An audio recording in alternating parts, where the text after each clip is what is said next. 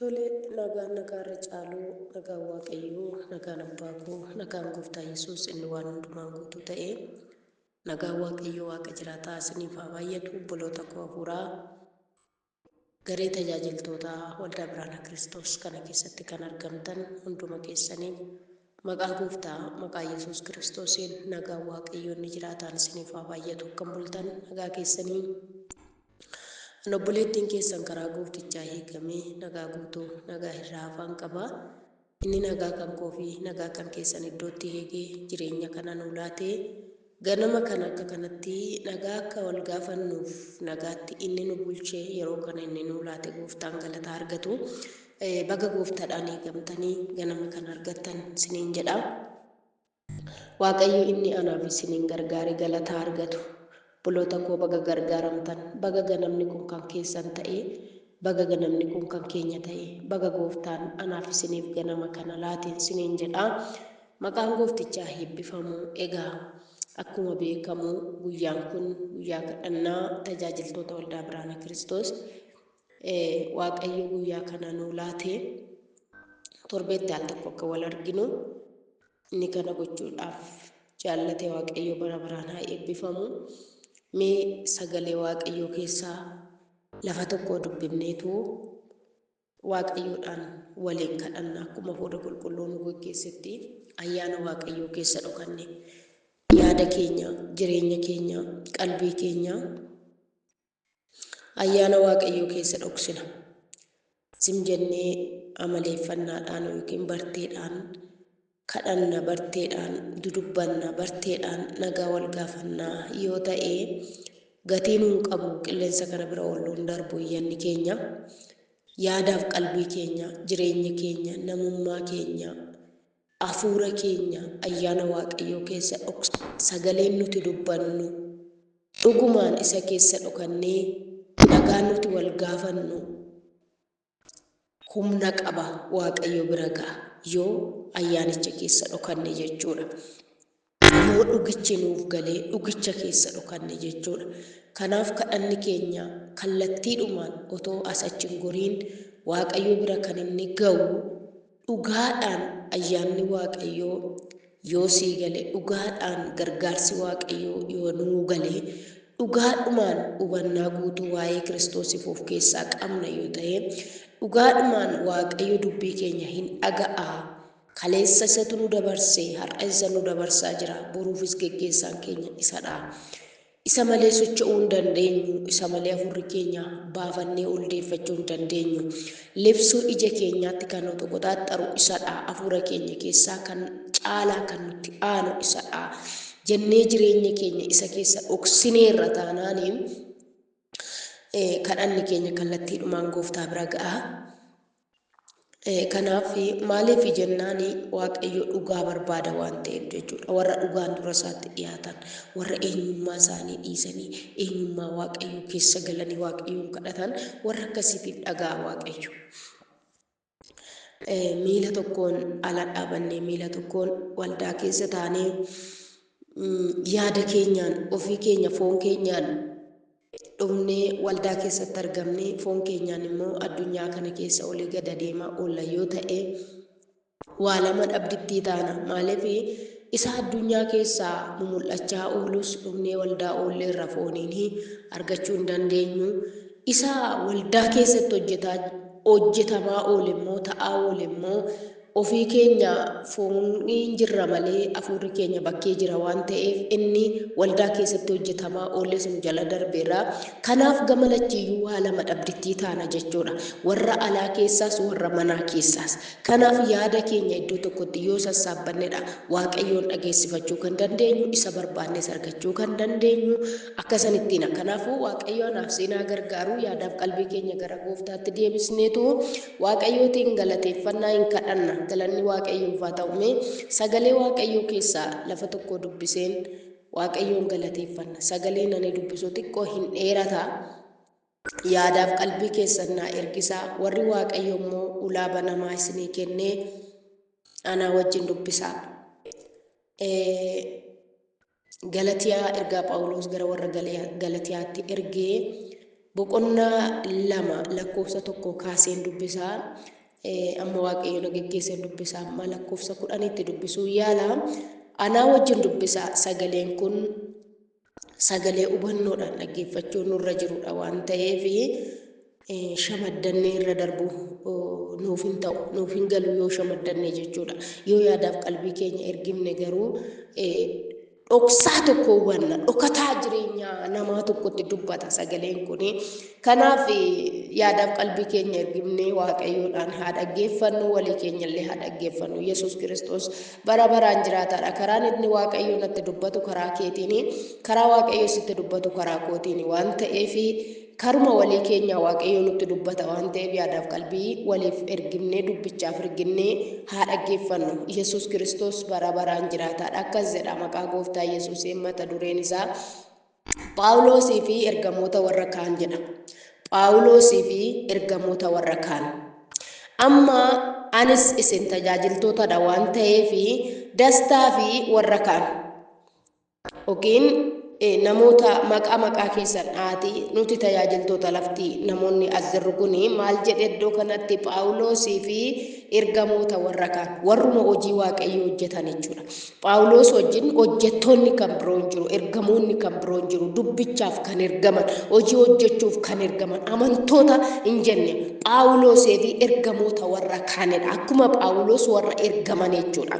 Kanaaf lafa kanas kan jirru ergamtootadha yookiis hojjettoota hojicha deema hojjedhaa jedhamee warra itti kenname warra fo'aman warra akkuma amantoota warra kaanii Phexros fa'aa Phaawulos fa'aa amantoota warra Galatiyaa jiranitti ergamaniiru. Amantoota biyya garaagaraa biyya Qorontos biyya Qolaasaayis biyyoota garaagaraatti ergamaa turan mitiire. Kanaaf isaan kana amantoonni achi jiru akkuma amma warra Galatiyaa jedhe kana warra Galatiyaa kanatti dubbachaa jira. Eenyu Phaawulosii fi ergamoota warra kaan waliin dubbachaa jiru, waliif galaa jiru, akkaataa ittiin hojii hojjechaa jiran, akkaataa isaa dubbachaa jiru, waliif ibsaa jiru ergamoonni kun jechuudha. Aniif isin immoo jara kana keessaa warra tokkodha. Warra ergamanidha. Ila tajaajiltoota iddoo kana kan jirru waan ta'eef kan isin hubachuu qabdanii ergamoota iddoo kana kan jiran hojjedhus hojjechuu baadhus hinnan ergamaa nan hojjedhattee lafa kana jirta waan ta'eef adaraan sirra jira, adaraan narra jira.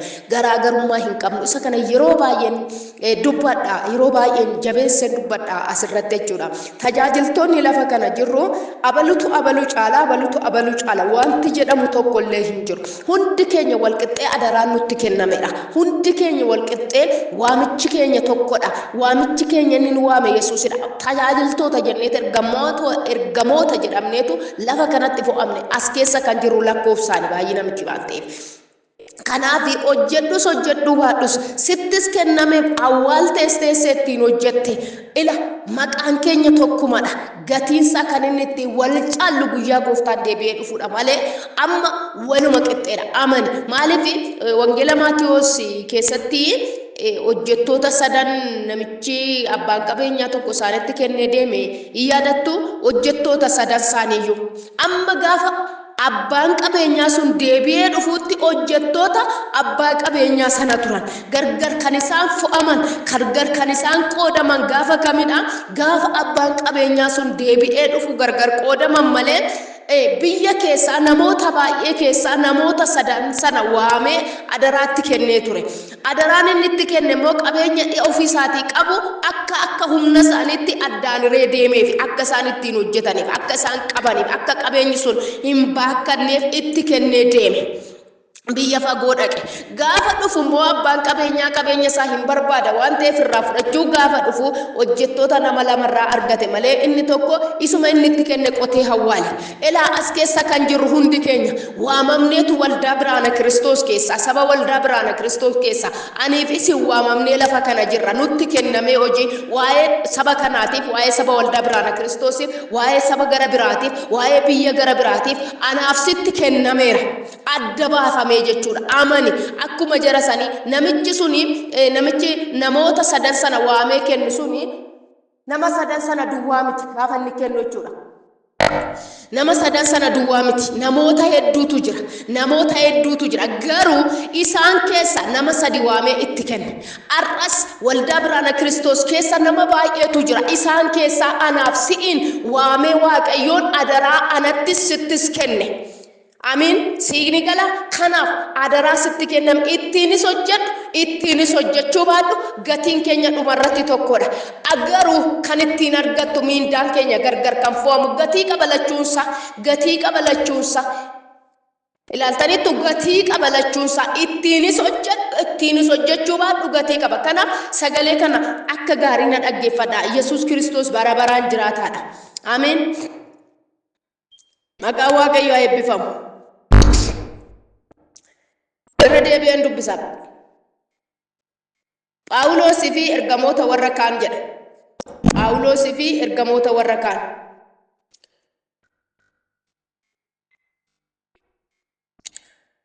Ergasii waggaa 14 booddee Baarnaabaas wajjin Tiitoosiin of duukaa fudhadheen han deebi'e Yerusaalem itti ol ba'e. Akkan achitti ol ba'uuf Waaqayyo mul'ata waan anatti argisiiseef ani dhaqee warra achi jiraatanitti waa'ee wangeelaa isa ani warra saba Waaqayyoo hin ta'initti lallabuu ibseen itti hime.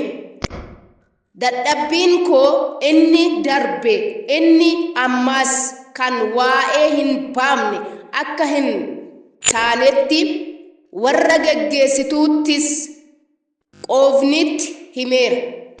Miiltoon koo Tiitoos iyyuu utuma nama Giriikii ta'ee jiru akka dhagna qabatuuf hin giddisiifne. Obboloonni sobduuwwan warri karaa malee dhufanillee kana barbaadanii turan. Isaan kun birmadummaa nuyi karaa Kiristoos Yesuus qabnu gaadanii gara garbummaatti nu deebisuudhaaf dhoksaatti nu gidduu lixanii dhageessuu lakkoofsa 4 jedhu. Irra deebuu lakkoofsa 4 qobaatti. Obboloonni sobduuwwan warri karaa malee dhufanillee karaa barbaadanii turan.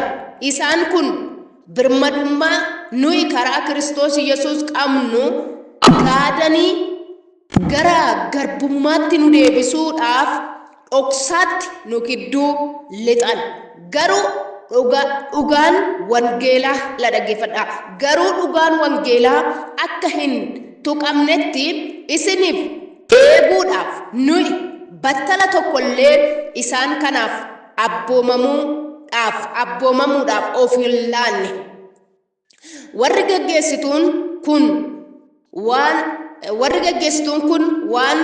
fedhan yoo ta'an iyyuu Waaqayyo waan hin loogneef anaaf garaagarummaa hin goone. Warri geggeessituun kun isa kan kootiitii homaa hin daballe. Warri geggeessituun kun isa kan kootti homaa hin daballe. Qooda kana akkuma wangeela warra seera dhagna qabaa eegan biraan ga'uun Phexrositti adaraa kenname. Wangeela warra seera dhagna qabaa hin eegne biraan ga'uun anatti adaraa akka kenname argan. Isuma ergaan warra seera dhagna qabaa eegan biraan ga'uudhaaf Phexros keessaan hojjetutu warra saba Waaqayyoo hin ta'in biraan ga'uudhaaf immoo ana keessaan hojjete. Akkasumas Yaaqoob, Phexrosii fi Yohannes warri geggeessituu ta'an akka utubootaatti ilaalaman. Dhaggeeffadhaa warra akka utubootaatti. Kanaaf dhaggeeffadhaa akka gaarii na dhaggeeffadhaa. Lakkoofsa 9 dhaggeeffadhaa. Akkasumas Yaaqoob, Phexrosii fi Yohaannis warri geggeessituu eenyu? Yaaqoobii fi Phexros, Yohaannis warri geggeessituu ta'an. Isaan kun sadan geggeessituudha. Laala geggeessituu ta'an akka utubaatti ilaalaman. Geggeessituu duwwaa otoo hin taane akka utubaatti baattuutti ilaalamu jechuudha. Utubaa jechuun mana baatame dire akka utubaatti ilaalaman.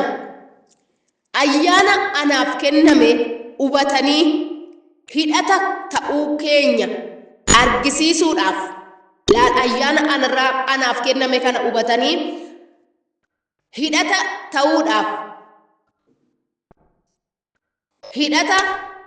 ta'uu keenya argisiisuudhaaf harka wal qabanneerra. Baarnaabaasii fi ani gara warra Baarnaabaasii fi ani gara saba Waaqayyoo hin ta'in akka dhaqnu, isaanis gara warra seera dhagna qabaa eegan akka dhaqan waliif galleerra. Dhageessanii hojjetoota jarri kuni hidhata keenya ta'aniiru, ayyaana nurra jiru hubatanii, kanaaf hojii kan akka waliin hojjennu nuun gara warra dhagna qabaa hin eegne, seera dhagna qabaa hin eegnetti anaa fi Baarnaabaasiin ergan.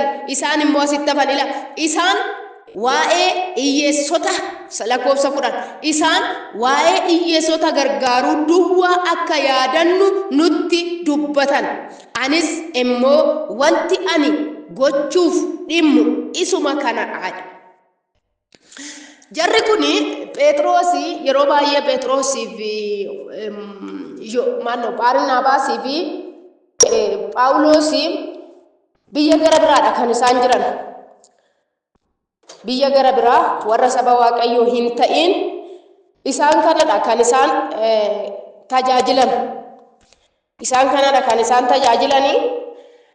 Warri kaan immoo mandaraa Yerusaalem keessa warra seera dhagna qabaa eegan, warra nuti birmaduudha jedhan saba Yihuudaa isaan kana tajaajilu turan. Kana keessa Ximootiyoosii Girikiidha abbaasaa dhagna hin qabanne, sanyii ormaa keessaa dhalate. Inni akka dhagna qabatu barbaadan, garuu haa ta'u malee Phaawulos isa kanaaf taraa hin laanne yookiin gurra hin laanne, isaan dhagna qabsiisuu hin dhagne. Sababiin isaa nuun birmaduu kan itti baane seera dhagna qabaa eeguun otoo hin ta'in Kiristoositti amanuudhaan waan jedhee wangeelaan amane. Kiristoos immoo nuyi fi warra dhagna qabatan sana gidduu, warra dhagna hin qabatiin sana gidduutti garaagarummaa hin goone, loogii hin goone. Phexros wajjin isuma sitti warra dhagna qabate gidduutti hojjetutu anaa wajjiniini biyya warra dhagna qabaa hin eegne, seera hin eegne saba hormaa wajjiniin hojjetaa jira. Kanaaf Waaqayyo anaaf isaan gidduutti garaagarummaa hin eegne. Garuu isa kana ayyaana narra jiru hubatanii maal godhan jedha?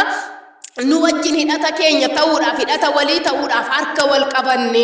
Isa booda immoo anaa fi Baarnaabaasiin gara saba warra dhagna hin qabatinitti erganii, garuu gaafa ergan isaan anaan jedhani hiyyeessota gargaaruu duwwaa na yaadachiisaniidha. Anis immoo hojiin koo isuma kanadha. Hojii Waaqayyoo warra hojjetan keessa inni duraa fi hangafti warra hiyyeessota gargaaranidha jechuudha. Warra hiyyeessota gargaaran mata dureen tajaajila keenya inni duraa, tajaajilli keenya inni duraa Waaqayyoon gammachiisu hiyyeessota gargaaruurra yaada keenya kaawwachuudhaani jechuudha. Maaliif Phaawulos asitti gaafa dhufu warri Yihuudootaa egaa warri Phexros faa keessaan hojjetu, ayyaanni Waaqayyoo akkasuma Phaawulos keessaan inni hojjetu, hojiin isaanii gosa tokko ture. Innis maalinni hojii wangeelaati. Haa ta'u malee gaafa Phexros, Yaaqoob, Yohaannis isaan kun utuboota waldaa, utuboota amantoota sanii jedhamanii beekamu, geggeessitoota keessumaa utuboota jedhamanii jechuudha. Isaan kun iyyuu ayyaana anarra jiru hubataniitu harka wal qabanneedha. Harka wal qabanne sana keessa kan isaan irratti walii galan inni duraa kan maqaadhaan wangeela waluma qixa lallabu, kan isaan yaadachiisuu barbaadan, kan isaan irratti hojjechuu barbaadan maa inni hiyyeessota gargaaruu. Hiyyeessota gargaaruu duwwaa nutti himanii jedha Phaawulos. Gaafa kana anis inni nan irratti hojjedhu isuma kanadha. eessayyuu biyya kamoon dhaqe iddoo kamoon dhaqe biyya warra seera waaqayyoo eegan warra hin eegne eessayyuu yoon dhaqe mata dureen koo isa kanadha jedhe. Anis isuma kanatu keessa koo jira Yesuusota gargaaru isa kana harka wal qabatanii. Kanaaf Phaawulos yeroo baay'ee biyyoota garagaraati gargaarsa walitti sabasabee gara Yerusaalemitti ergaa ture. Isa sin amma gochaa jirtan jechuudha. Isa sin amma gochaa jirtan biyya harabaa teessanii biyya garagaraa teessanii egaa akka waldaa Biraana Kiristoositti inni kun beekamaa ture. Amma dhaloonni nu harka harca'ee duubatti hafu malee akka waldaa Biraana Kiristoositti inni kun beekamaa ture. Yesuusota gargaaruun keenya nyaachisuun keenya ayyaana irratti ittiin dhagaamin jenne uffisuun keenya beekamaa ture. Isa kana hojjetaa turan jechuudha. Harka wal qabatanii eessa ta'anii warra Yerusaalem keessa jiranii fi warra biyya garaagaraa keessa adeeman akka Phaawulos jechuudha. Kanaaf maal jedhan isaan harka wal qabanneedha. Ayyaanichi isuma Phexros keessaan hojjetu warra kaan keessaan hojjetutu ana keessaanis hojjeta. Akkasuma Ximootiyoos isa dhagna hin qabatiin keessaaniin isuma Phexros isa dhagna qabatee seera dhagna qabaa heegu keessaan hojjetutu Ximootiyoos keessaanis hojjeta. Ayyaanichi tokkichumadha. Waaqayyo anaa fi isaan gidduutti nuyi fi isaan gidduutti garaagarummaa hin goone. Hallelujah. Garaagarummaa hin goonedha. Obboleettii ko obboleessa ko sagalee kana dhagaa kan jirtan mee dhaabbannee of ilaallu hojii waaqayyo hojjetaa hartaa mana jirtu keessatti wangeelli karaa kee ifa bahee mul'achaa jira. Phaawulos asitti akka inni jedhutti kadhannaan daganne nan kadhadhaa. Phaawulos asitti akka jedhutti waggaa 14 booda gara saba kanaatti kan deebi'e sabni kuni gizee Phaawulos dibamu Phaawulos yoo seenaasaa egaa yeroo baay'ee xinnaa guddaatu dubbachaa oolaa hunda keenya dubbachaa oolaa. Phaawulos warra wangeelaaf jiraatan ari'achaa nama turedha. Seera dhagna qabaa kana muka abbaa koo jedhee hordofaa kan turedha. Haa ta'u garuu gaafa hojii ergamootaa boqonnaa 9 irratti gaafa waamamu waaqayyo irraa sagalicha dhaga'ee utuma asiif achiin gamaggamiin guyyaa 3 ijisaa jaamee taa'ee raajota keessaa nam tokko dhaqee kadhatee fi ija isaa irraa shulluqqeen bu'ee yeruma sana immoo wangeela lallabuudhaaf ka'e jedha malee Phaawulos taa'ee baratee seera amantii seera waldaa kiristaanaa keessa jiru waanuma kamiyyuu isaan barsiisanii cuuphanii kan jedhu jiru. Jiraaree iddoo sanatti wangeelaa hojii ergamootaa boqonnaa 9 dhaqaa ilaalaa waamicha isaatii irrattidha. Haala inni ittiin tajaajilatti ba'e immoo achumarraa arganna. Tajaajilatti ba'e waamame. Gaafa ba'ummoo garaagarummaa hin uumamne isaan hin shakkaneedhaan hin qeeqanii warri bartoonni iyyuu warri hojjettoota wangeelaa ta'an iyyuu Phaawulos ari'ataa ta'uusaa ajjeesaa ta'uusaa beeku seera barateera nama ga'aadhaa barumsi namatti xiqqaate miti humna qabaa hojjettoonni duukaa jiru isa wajjin kan balleessanii garuu gaafuma qabamu san iyyuu biyya Yerusaalem magaalaa Yerusaalemitti fiigaa jira maal gochuudhaaf ajaja baafatee namoota sana fixuudhaaf dhiira dubartii dargaggeessa jaarsa jaartii utuu hin jedhin wangeelatti kan amanan ajjeesuudhaaf hidhuudhaaf qabuudhaaf adeemaa jira ture. Phaambanaa jedha sagalee waaqayyo achitti. Hoggana goodaa Damaasqootti waaqayyo ofiisaa balaqqeessa guddaadhaan itti mul'atee Saa'ol jedhee waameedha. Maqaan Phaawulos Saa'olidha gaaficha isaan dura jechuudha. Erga waamamee booda gara Phaawulositti jijjiirame malee Saa'ol maaf na ari'atta nama ittiin jedhamedha. Phaawulos isaan duratti gooftaa koo nama ittiin jedhe hin qabu ture. Garuu gaaficha eenyu ati gooftaa koo jedhe jilbeeffachiise waaqayyo achi kaasee ittiin hojjete. Gaafa isaan shakkan illee lakki namni kun mandara sana keessatti iyyuu akkana gochaa ture asittis nu ari'achuudhaaf dhufe kan akkamitti gootadhanii waaqayyoof yaada kennuu gaafa barbaadan illee waaqayyo akkas jedhe lakki inni mi'a hojii kooti hamma du'aatti iyyuu nama hojjetudha inni mi'a hojii kooti jedhee waaqayyo dhugaa ba'eef gara kuteessa hojii qabateef hojjechuudhaaf amanamaadha. Phaawulos oggoo ari'atus ari'achuudhaafis amanamaa ture. Hojjechuudhaaf muka abbaa isaatiif falmuudhaaf seera dhagna qabaatiif falmuudhaaf amanamaa ture. Ilaaltanii waaqayyotu jilbeeffachiise malee achi gaafa dhufu isa kanaafis amanamaa ture. Kanaaf lakki inni mi'a hojii koodhaa ittiin jedhe mi'a hojii koodhaa namicha ari'ataadhaan namicha ajjeesaadhaan namicha gaafa Inxifaanos hojjetaa Waaqayyoo du'uyyuu harka keessaa qabaadha miti sagalee Waaqayyoo Phaawulos mi'a warra Inxifaanosiin qaxaqqaxanii ajjeesanii uffata isaanii eega ture kanaaf irratti walii galeera moo irratti walii hin galleree irratti walii galeera du'a Inxifaanos keessaayyuu qooda qaba ture Phaawulos jechuudha. haa ta'u garuu asitti immoo hojii Waaqayyoo hojjechuudhaaf Waaqayyoo egaa hidhata warra Waaqayyoof hojjetanii isa taasise kanaaf anaa fi isaan gidduutti garaagarummaa hin keenyedha Phaawulos. Sagalee kana ofii keessan irra deebi'aa dubbisaa sagalee kana baay'ee yaadaan yoo dubbistanidha kan isinii galuu danda'u. Sagaleen koo baay'ee deemaa jira. Al tokko irra kaadheen dubbisaa. Maqaan Waaqayyoo haa eebbifamu. Yaada hubataa nuufaa kennu egaa akkuma beekamu yeroon kun yeroo ayyaanaati. Yeroo gargaarsaati. Yeroo dhaloonni maaliin ayyaana oolalaata maaliin buna danfifanna laata manni keenya gaaficha gaafa ayyaana sana cufaa oolamu orma kajeelaa oolamu ijoolleen keenya ala kajeelaa ooltimu waa arganna laatadhanii hiyyeessonni bakkeedha hidii xuuxanidha. haa ta'u malee akka waldaa Biraana Kiristoositti akka tajaajiltootaatti akka geggeessitoota waldaa Biraana Kiristoositti isa kanarratti hojjechaa turtan har'as hojjetaa jirtu Waaqayyo isin haa eebbisu. Kanaaf ammallee itti yaadaan isiniin jedha hundi keessaniyyuu gara fuulduraattis dhaabbanni keessan dhaabbata dhugaa haa ta'u Yesuus Kiristoos bara baraan jiraataadha. Nan dubbisa sagalee kana laa irra deebi'een jechuudha. Ergasii waggaa 14 booddee Baarnaabaasii wajjin Tiitoosiin of duukaa fudhanneen deebi'e. Yerusaalemitti ol ba'ee akkan achitti ol ba'utti dhiifama irraan deebi'a. Ergasii waggaa 14 booddee Baarnaabaasii wajjin Tiitoosiin of duukaa fudhadheetan jedha dhiifama fudhadheetan deebi'e Yerusaalemitti ol ba'e. Akkan achitti ol ba'uuf Waaqayyo mul'ata waan anatti argisiiseef Yerusaalemitti akka ol ba'uuf Waaqayyo mul'ata waan anatti argisiiseef nan dhaqe. Warra achi jiranitti waa'ee wangeela isa ani warra saba Waaqayyo hin ta'initti lallabuu ibsee itti hime. Warra saba Waaqayyo hin ta'in warra seera dhagna qabaa warra hin eegin hormootatti isan himaa ture Waaqayyo isa hojjetaa ture ittan hime jedha. Dadhabbiin koo inni jedha laala dadhabbiin koo Phaawulostu jedha dhaggeeffadhaa.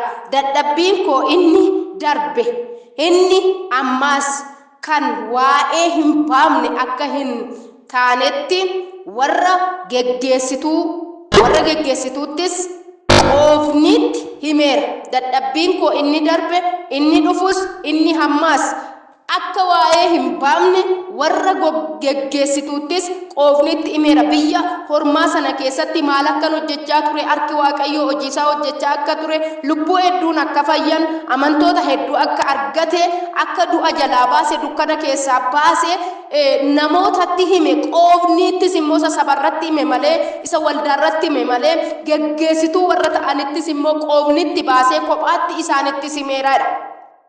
Miiltoon koo Tiitoos jedha dhaggeeffadhaa lakkoofsa 3. Miiltoon koo Tiitoos iyyuu utuma nama Giriikii ta'ee jiru akka dhagna qabatuuf hin giddisiifamne.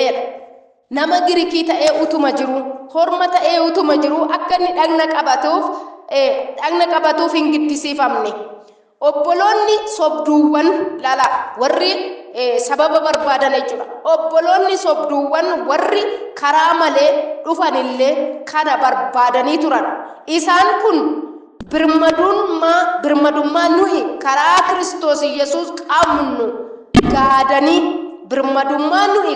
Kiristoos Yesuus qabnu gaadanii birmadummaan isaan akka isaan beekanitti warra seera dhagna qabaa eegan duwwaadha. Warri dhagna hin qabatin immoo saba ormaati warra birmaduun ba'iin warra harka Waaqayyoo jala hin jirredha akkasitti beeku. Isaan kana sabni Yihuudaa kun laga tokkollee wajjin hin ce'anii karaa tokkorra hin adeemanii waliin qaxxaamuranii bishaan tokko hin dhugan turan. Haa ta'u malee har'a immoo karaa Kiristoos jarri kun tokko ta'an warri dhagna qabates warri dhagna hin qabatinis Kiristoosiin dhagna qabaan keenyan.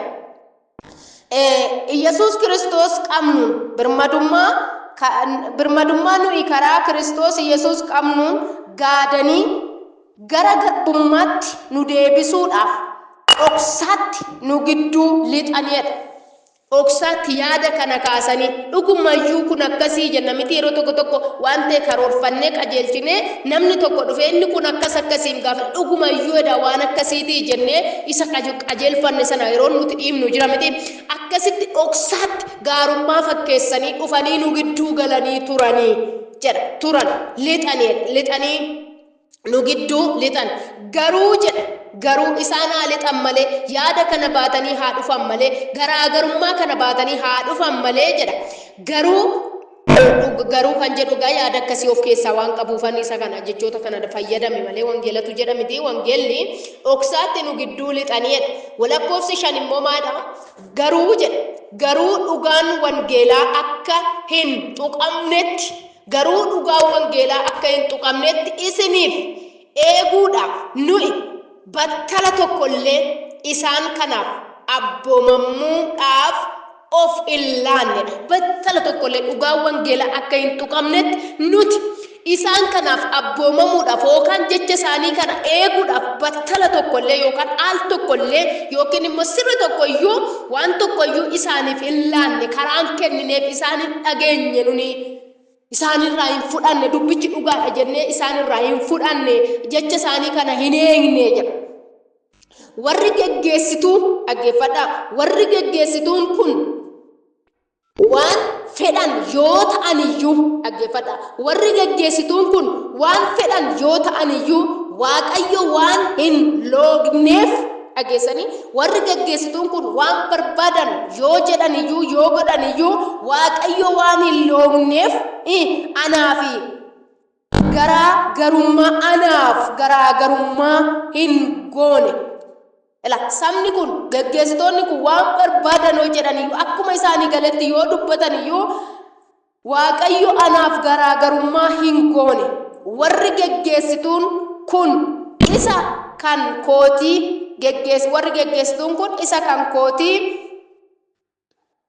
homaa hin daballe isa kan kootti homaan daballe warri geggeessituun kun isa kan kootti homaan daballe warri seera dhagna qabaa eegan kun warri geggeessitoota ta'an kun warri utuboota jedhaman kun hojii ani hojjedhe kanatti karaa koo Waaqayyo hojjete kanatti waanuma tokkoyyuu waan dabalan hin qabanidha. Waanuma tokkoyyuu ittiin daballe qooda kana ittiin daballe deetu lakkoofsi 6 waan tokkoyyuu ittiin daballe isa kan kootti jedheetu lakkoofsi 7 maadha qooda kana akkuma wangeela warra seera dhagna qabaa eegan biraan ga'uun Phexrositti adaraa kenname. Wangeela warra seera dhagna qabaa hin eegne biraan ga'uun anatti adaraa akka kenname arganiidha. Qooda itti dabaluu yookiis immoo akkasuma qooda naaf falmuu geggeessitoonni kun maal hubatan jedha Phexrositti akkuma kenname ayyaanni saba kamitti saba dhagna qabaa eegan saba Israa'el saba Yihudaatti akka inni lallabuuf ayyaanni Phexrositti akkuma kenname anaan immoo saba warra dhagna qabatiin saba ormaa saba Giriikii saba ormaa kanatti akka lallabuuf ayyaanni Phexrositti kenname sun akkanatti kenname arganiidha. Ayyaanuma isa Phexros irra jirutu anarra jira. Ayyaanuma warra ergamoota kaanirra isa jirutu anarra jira. Isa kana hubatanii geggeessitoonni kun irrayyuu jechoota namni jedhe sana utuun ta'in yookiis immoo seera dhaabbate sana utuun ta'in seera muka abbaa keenyaa jedhame sana dhagna qabaa sana utuun ta'in hojii Waaqayyo hojjete sana karaa Phexrosis karaa koo isa hojjete sana argani ayyaanichi tokko ta'uusaa hubataniidha. Waaqayyo wannaanaaf siifaa kennu. Amiin. Isuma ergaa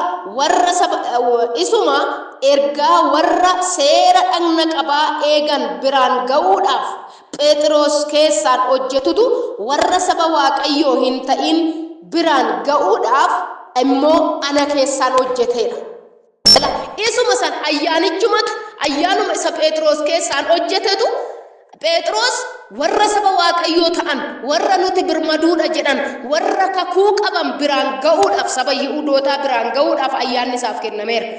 Isuma isa keessaan hojjete. Phexrosifis immoo ayyaanichuma isa Phexros keessaan hojjetutu isa keessaanis hojjeta. Anaafis isumatu kenname. Karaa koos isumatu hojjetee jedha.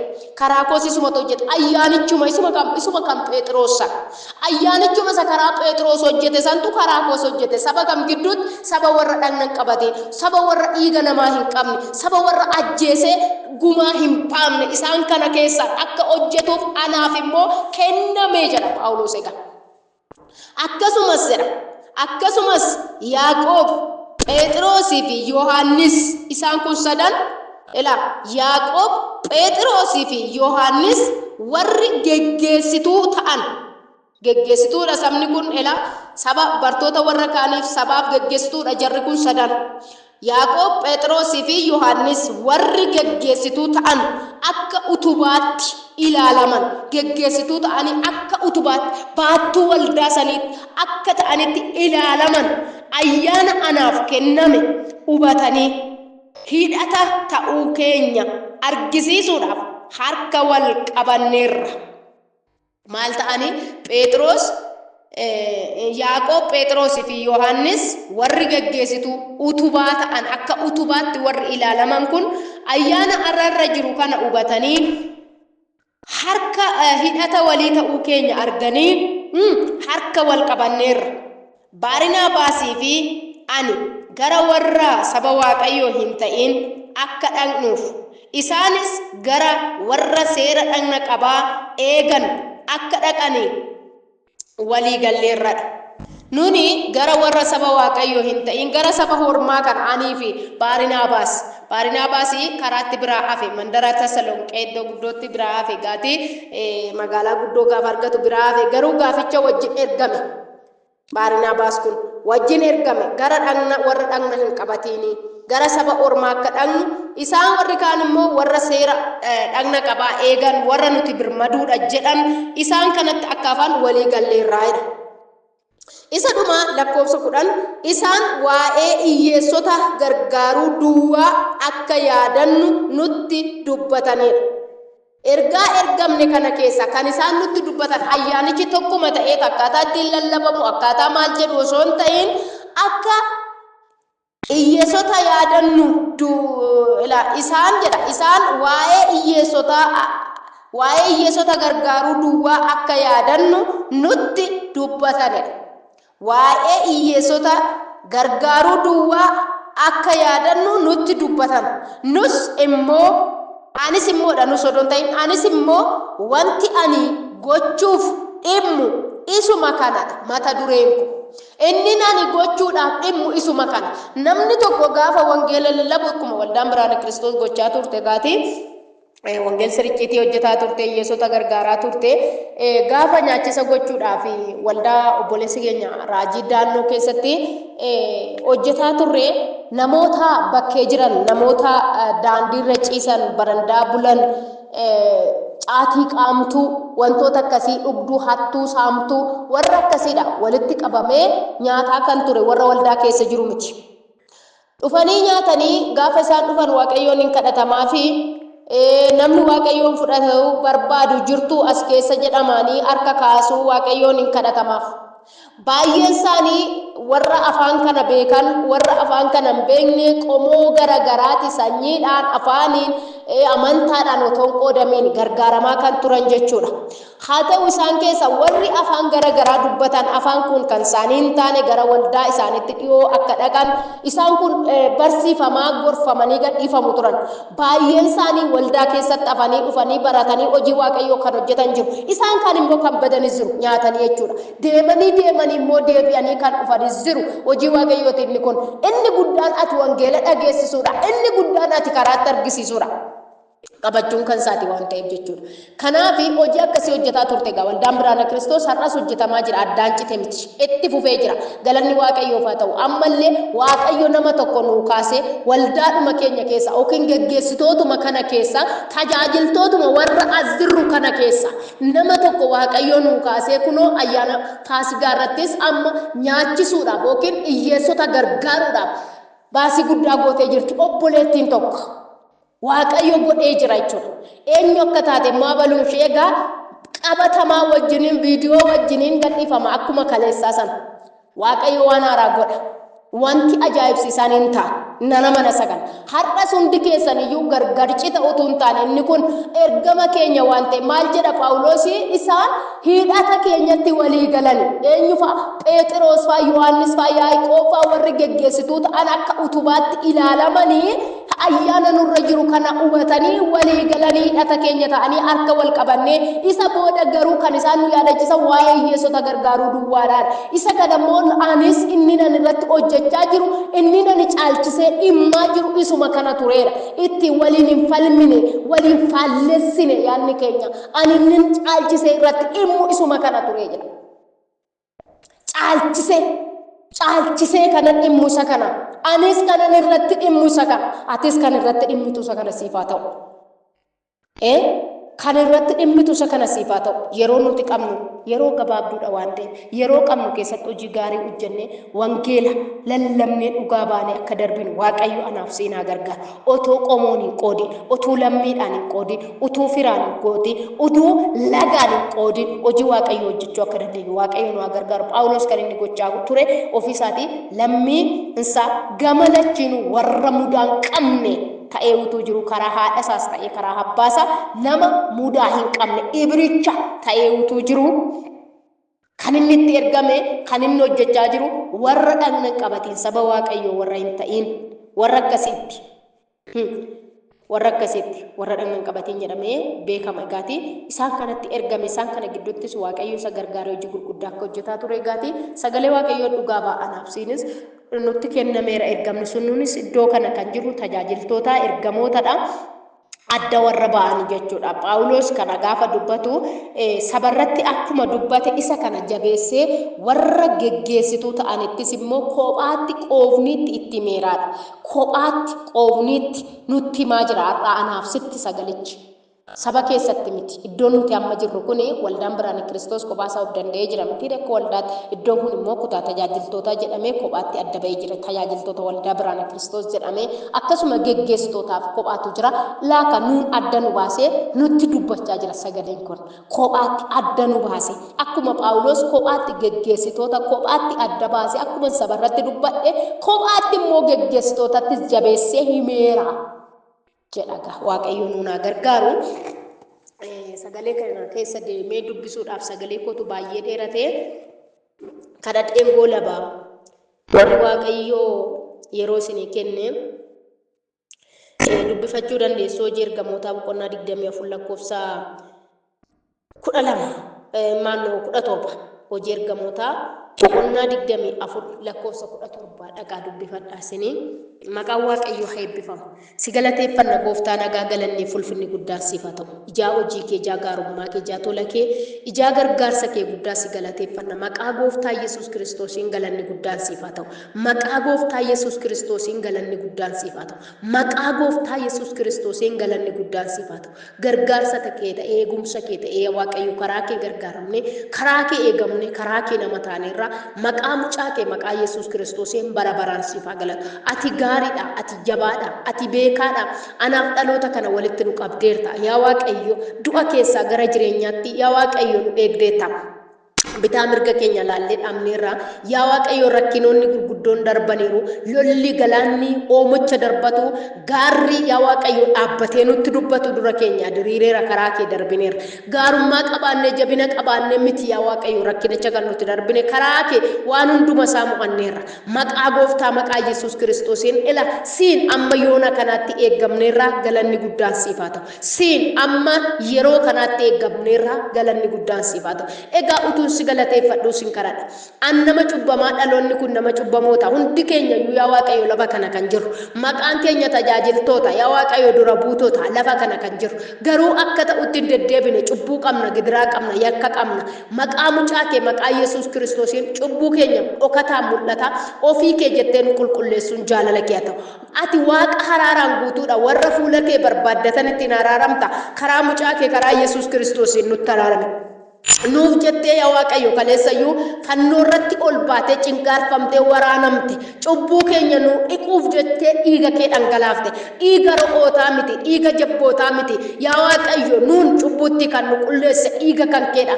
dhiiga kee dhangalaaste yaa Waaqayyo gooftaa isa nuti waraanamuu malle ofii kee waraanamte isa nuti cinqaarfamuu qabne ofii kee cinqaarfamte isa nuti itti tufamuu qabne ofii kee itti tufamte yaa Waaqayyo qullaa dhaabachuu isa nuti malle ofii kee qullaa dhaabattee fannoo irratti baate cinaacha kee waraanamte harki kee kan cirru kuteetu nuun du'a keessa kan nu baaste kaleessa har'as araara kee kadhanna inni kee sun har'ayyuu ho'adha maqaa gooftaa maqaa Yesuus Kiristoosin beeknee wallaalleessa si yakkine cubbuu keenyatti nu qulqulleessuun jaalala kee haa ta'u anaaf tajaajiltoota kana akka ta'utti hojjechuu dadhabne yaa Waaqayyo daraa sirkaa fuunee awwaallee lafa keenya garaa kee aarsineerra maqaa mucaa kee maqaa Yesuusin anaaf dhaloota kanatti ganama kan haraaran fuula haraara kee nuuf deebisi waan fuula haraara kee nuuf deebistuuf ulfaan akkasuma gooftaa koo sin kadhadha ayyaana kee ergatti nutti araaramte ayyaana keedhaan waan hundumaa mo'achuu kan dandeenyu ayyaana keedhaan adeemuu kan dandeenyu ayyaana keedhaan hiixannee qabachuu kan dandeenyu ayyaana keedhaan lafa atitti nu ergitetti ergamuu kan dandeenyu karaa mucaa kee karaa Yesuus Kiristoos ayyaana kee nu baay'isuun jaalala kee haa ta'u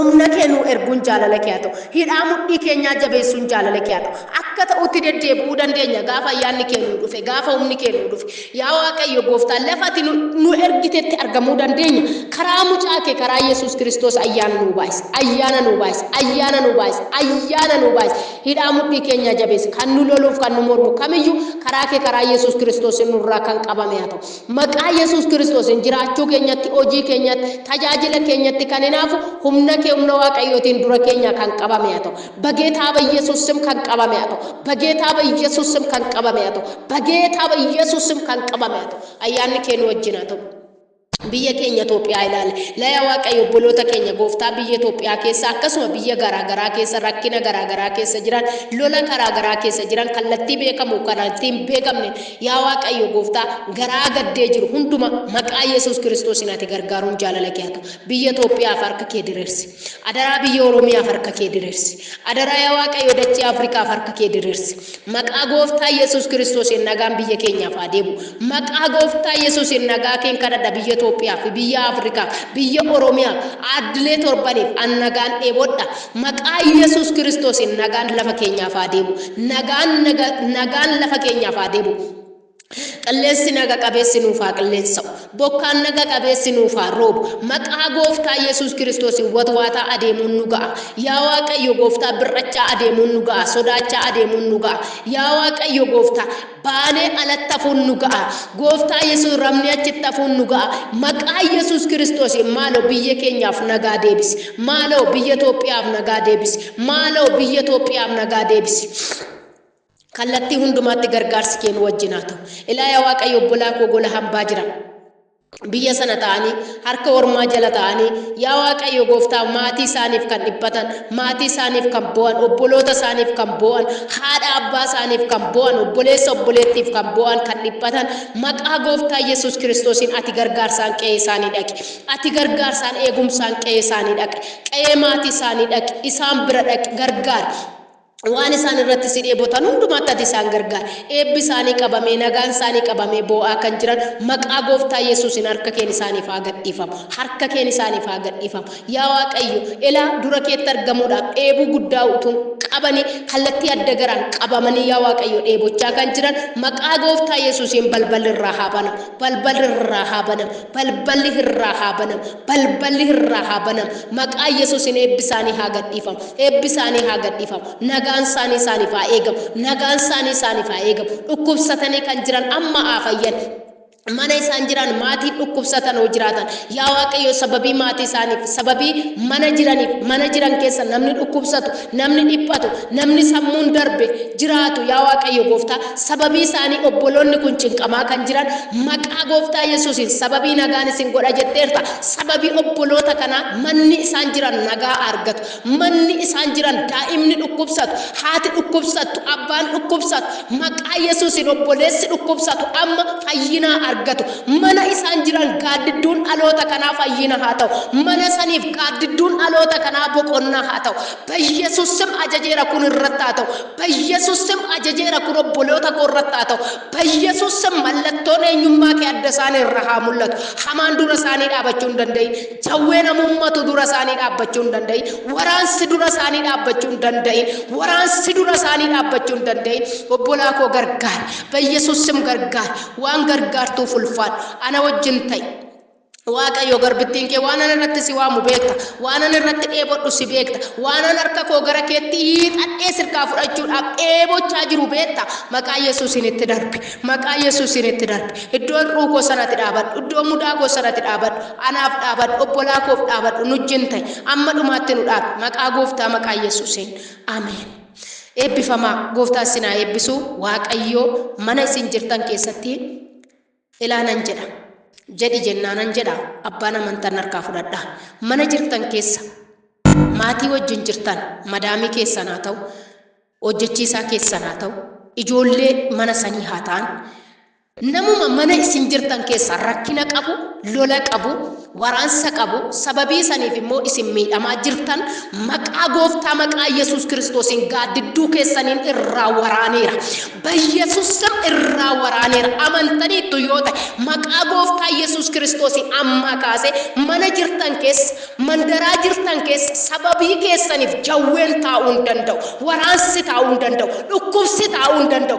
dhukkubni taa'uu hin danda'u amana amin jettanii harkaa fuutanoota milkita adda ammuma argitu maqaa gooftaa Yesuusin mana jirtan keessatti sababii maatiin dhukkubsatu sababii waaqayyoolaa dhaloonni kun mana sana keessa jiraniif obboloonni kun nagaa haa argatan boqonnaa argatan maatiin mana sana isaan jiran obbolaan yaa waaqayyo tajaajiltoonni as keessa jiran manni isaan jiran rakkinaaf yaaddoodhaan qabamanii jiran sababii obboloonni ko mana sana keessa jiran gaaddidduun isaanii nagaa haa deebisuuf gaaddiddu Phexrosii fi gaaddidduun Phaawulos hojii hojjetaa ture dhukkubsattoota fayyisaa ture maarrabiin isaanii hojii hojjetaa ture ammas gaaddidduun dhaloota kanaa mana sanii fayyina haa ta'u haleluuyaa fayyina haa ta'u obboloota ko amantaniin harkaa fuutanii tutaanaan dhugaa waaqayyooti ani xumureera ergan xumuree nagaa sanitti dhaameen adeebisaa jira warri qulqulluuni amantaniin harkaa fuutanii tutaanaan gaaddidduun keessan mana sanii yookiin jaartii sanii yookiin daa'ima sanii yookiin madaamii sanii waanuma mana sana keessa rakkina qabu irratti gaaddidduun keessan ulfina waaqayyoo mul'isa amanteettaan ilaa irra deebi'een jedha waanuma mana ati jirtu keessa rakkina qabu waanuma mana ati jirtu keessa dhukkuba qabu waanuma mana ati jirtu keessa si rakkisaa jirurra gaaddidduun kee bu'eera gaaddidduun kee irra bu'eera taanaan immoo gaaddidduun ilma waaqayyoo irra bu'eera gaaddidduun ilma waaqayyoo irra bu'eera taanaan immoo waraansi siin si rakkisu sun baqeera